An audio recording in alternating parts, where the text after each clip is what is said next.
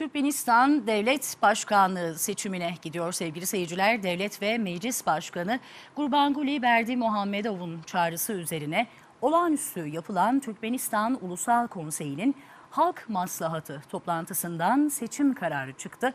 15 yıldır iktidarda olduğunu belirten Türkmen lider artık yerini gençlere devredeceğini söyledi. Türkmenistan Halk Maslahatı Meclis binasındaki toplantıya milletvekilleri, hükümet üyeleri, siyasi parti temsilcileri katıldı. Toplantıda konuşan Türkmen lider 15 yıldır ülkenin cumhurbaşkanı olduğunu hatırlatarak artık Türkmenistan devlet yönetimini genç liderlere devredeceğini söyledi. Bundan sonraki siyasi ve yaşam tecrübesini Halk Meclisi Başkanı olarak devam ettireceğini açıkladı.